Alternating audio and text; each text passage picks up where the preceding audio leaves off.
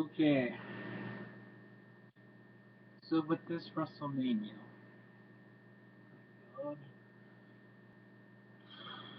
what to say?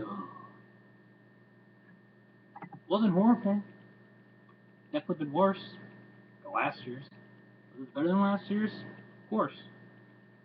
That saying much? No, not really. But before I get into too much details with that, let's start with the show, shall we? First up, you had the pre-show match. You had the Fatal 4-Way Tag Team match for the Tag Team titles. Los Matadores, Real Americans, the Usos, the Tag Team Champions, of course, and Rybaxel, aka Ryback and Chris Axel. The match itself wasn't too bad. Usos retaining made sense. Real Americans finally breaking up made sense too, especially for what was happening at the end, well, not the end of the night, but later in the night. Excuse me. So then, of course, you have you kick off really the main show with Hulk Hogan coming out. Of course, he's the host. Out comes Austin. Out comes Rock. And to me, this was just a nice feeling because you think of WrestleMania, other than maybe The Undertaker, which of course we'll get to later on. When you think of WrestleMania, you can make a case these are the three guys, maybe out of five, that you have to think of. You can even put Shawn Michaels. Here you go, top five. Hogan, Rock, Austin, Shawn, Taker. These are the three guys that you think of. To me, it felt like 2002 all over again. I was like, okay, this is weird. But at the same time, it was a nice feeling. And, I applaud WWE. Really, in all seriousness. Because this was just a nice in your fandom little thing that they had here, so I appreciate it. But believe it or not, God was the curtain checker, guys. I'm surprised as anyone else. God, Triple H versus Daniel Bryan. By the way, did anyone else notice that was Sasha Banks and Charlotte, aka Ric Flair's daughter, in Triple H's entrance? Yeah, I didn't know till later in the night. Yeah. Anyways, of course, the winner will go on to the main events and headline WrestleMania, I guess you could say. Being the triple threat match. Match itself was pretty good. I swear to God, Stephanie, you look like speaking of 2002, you look like 2002 all over again. Remember when Stephanie was the GM of SmackDown? Yeah, that's what she looks like a kid now, like the freaking blouse and everything. It just reminded me of it. But anyways, back to this match. A very good, very entertaining match. Right guy won, of course. Daniel Bryan winning. And people still say, "Oh, God buries people at WrestleMania." I should have yelled every time I heard that, man. But like I said, this was just overall a great match, entertaining match. You can make a case for match of the night. Well, yeah, you can make a case for match of the night until yeah. So then you have the Shield versus Kane in the New Age Outlaws. And this match was short. This match was what, like 3 minutes? This match was like Razor Ramon's Hall of Fame induction speech last night, like 3 minutes. Not even go on to that, but you know, supposedly Billy Gunn got injured. I don't know if that's kayfabe or not. Then again, this was WWE reporting, so God knows if it was real or not.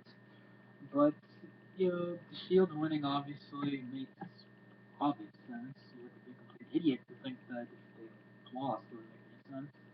And it looked kind of cool with their little freaking mask there. I like that freaking. Then again, it looked like about to go paintballing. Like that's what it reminded me of. When I saw that, I was like, okay, is Roman Reigns, Dean Ambrose sitting around about to go paintballing after this? What the hell are they doing with that mask? Ugh. So then you had the Andre the Giant Memorial Battle Royal. It just, yeah, I kind of wish they kind of did like a whole Royal Rumble thing instead of them going every 2 seconds, every second maybe, because this just seemed like a cluster. This felt like the freaking, in a better way, it seemed like 25's, Queen WrestleMania, Miss WrestleMania all over again. It's just a cluster. Everyone's going all at it at once, you know. But at the same time, at least some people got the WrestleMania move. For example, Fandango. I think his was more memorable than his match last year against Jericho. People forget about it. I don't blame you. The match against Chris Jericho, that match sucked.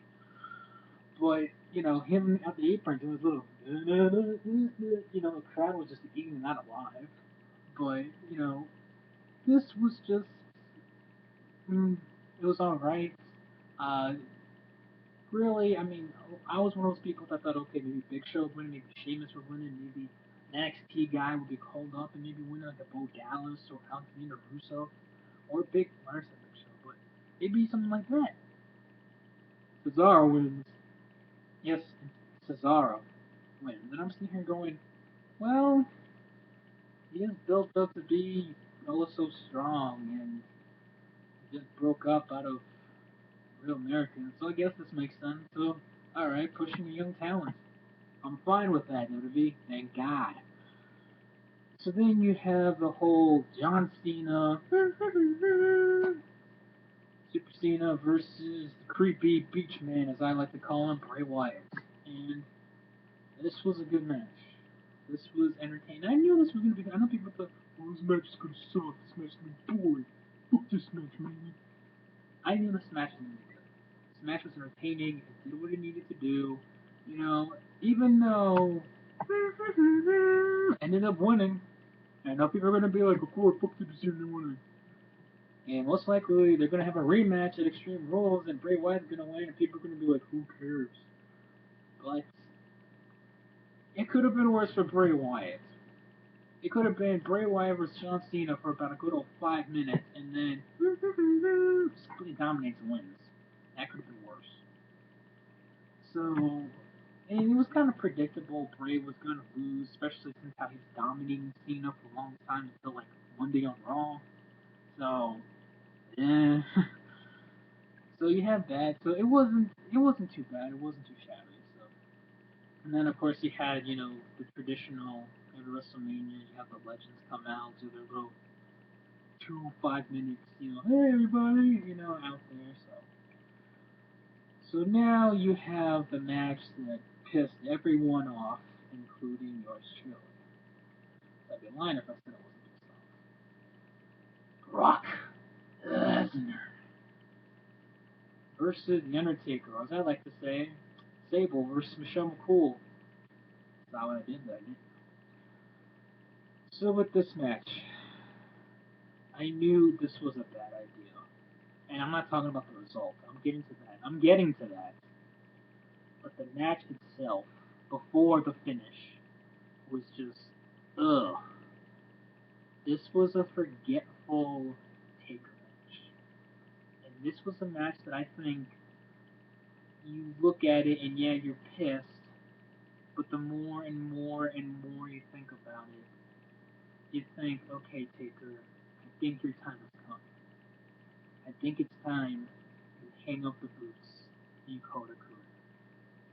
And really, if freaking Undertaker comes out, let's say tomorrow night on Raw, and says, you know what, I've had a good career, I did what I needed to do, make my career rest in peace. Because to me, even though that's obviously a sad moment to think the legendary Undertaker calling it a career, the guy has done everything in this business. He's done everything there is to do in WWE. World champion numbers of times. Main event at WrestleMania numbers of times. Brought great matches, great feuds, great storylines, great practically everything. He's done it all.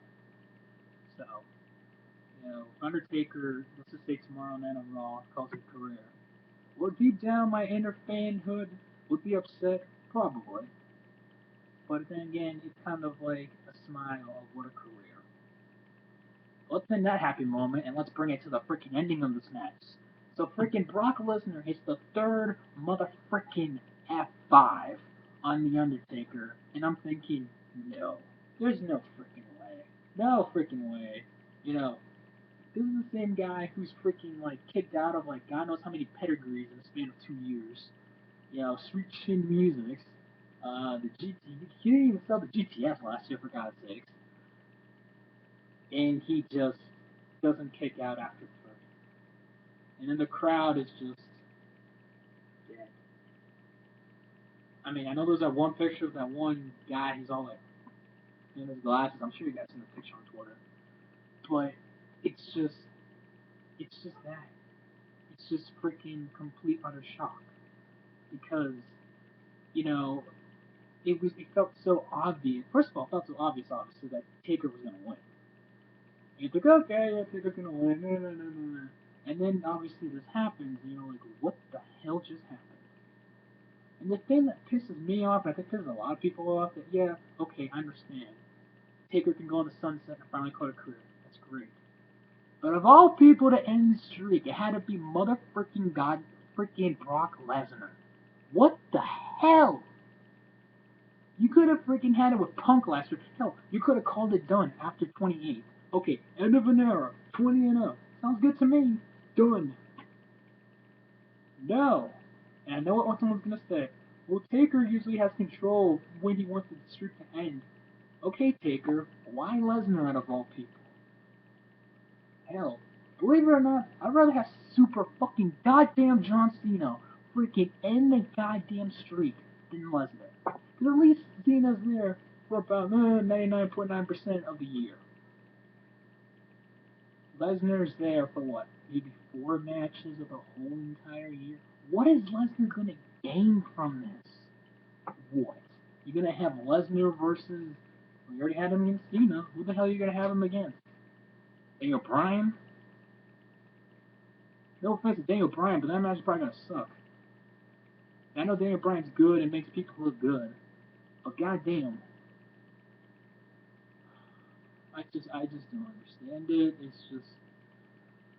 I said what I needed to say on Twitter, and I'm just leaving it at that. Plain and simple. So yeah, by this point the crowd is dead, and you had the Vicky Guerrero Divas Championship Invitation, which supposedly Vicky is done after tonight.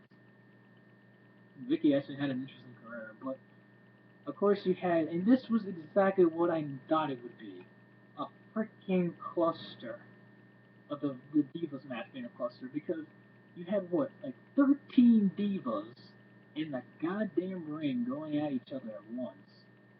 And who wins but the freaking skinny ass 12-year-old keeps her freaking Divas Championship? And I know what you're saying.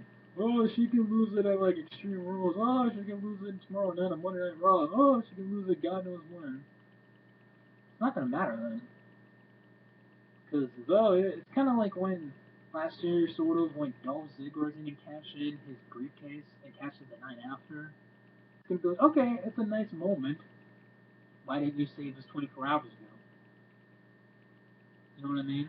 It's just, oh god, like, and even if someone, let's just say someone that's not like, let's just say if Paige comes up from NXT and wins the championship, okay, that's nice. But if somebody else wins, let's just say a Brie Bella, Nikki Bella, Natalia, um, Naomi, Emma, hell, some Ray. You know, if one of them or even any diva on the current roster wins it, it's not gonna freaking matter because AJ already beat your ass at WrestleMania. I just don't. Whatever. So I'm not going to that. So then we have the main event.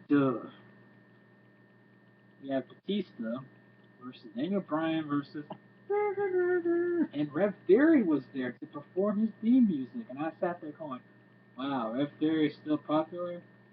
Last time I heard a song from Rev Theory was like freaking. What was that song that had freaking Action Massage? Hell yeah, give me your hell! That's the last popular song I heard from Rev Theory. And I was like, what? 4 years ago? 5 years ago? It was like 5 years ago. Maybe 6. It's been a while. But anyways, this main event I think was better than what most people expected. Because, that, oh my god, that one spot with the, they're on the announce table. Batista freaking hits the Batista bomb on Daniel Bryan. And then Randy Orton hits the RKO right and catches him for the RKO. I was like, holy shit, this is something you see after freaking like WWE 2K14 or something. Like, that's just not real. Yeah, and overall it was a good match, but then all of a sudden, during that, it was starting to become a cluster. Of course, you had Gunther. You saw the last of them. Bitch, you were wrong. He comes out with the sledgehammer and his wife.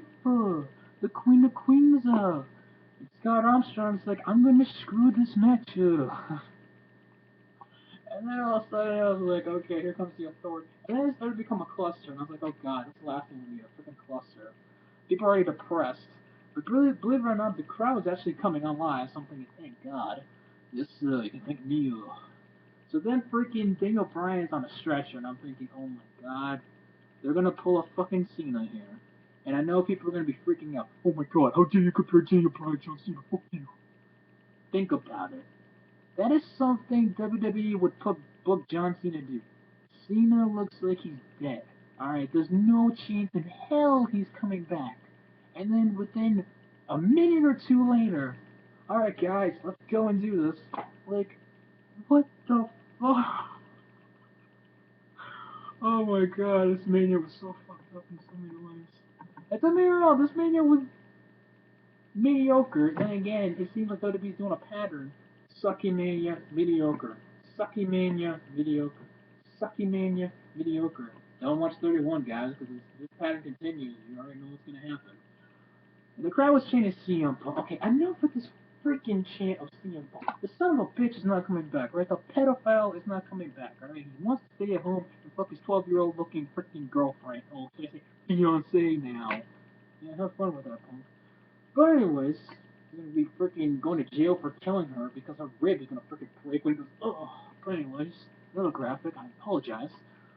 But nonetheless, you had the ending, Daniel Bryan puts Batista in the yes lock, Batista taps out like a little fat bitch he is, and then he freaking wins. And I'm sitting here going, okay, yes, this is a good moment for Daniel Bryan. Obviously, the right guy won.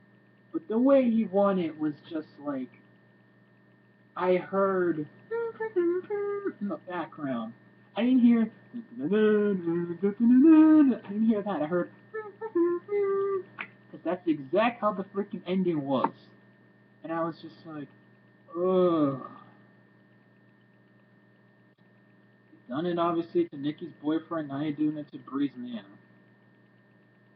Oh my god. So basically if you're dating a boats one, you're gonna be built up like a fucking superhero. Cool. Ugh. So overall with this WrestleMania, I didn't think it was bad. I know you're probably gonna think, oh, you hit his WrestleMania. No, I actually liked it for the most part. Obviously, there were some big parts that I sat there going, what in the blue hell is this? And it's just, in some way, it makes me want to tune in at Monday Night Raw tomorrow night, 3 motherfucking hours. Just one less hour from this pay-per-view, guys. Just one. And obviously, that's the whole point of WWE doing this. I understand the point. But it's just like, ugh. This is why I have my backup plan, aka Impact Wrestling. Can't say brother anymore because he's no longer there. Now it has to be Impact Wrestling, y'all. Oh god, I do not want to see Dixie Carter coming back. But anyways, guys, that's it for me. What you guys think of WrestleMania? Comment down below. I know this video is longer than usual, but hey, it's WrestleMania. I have an excuse. You know what?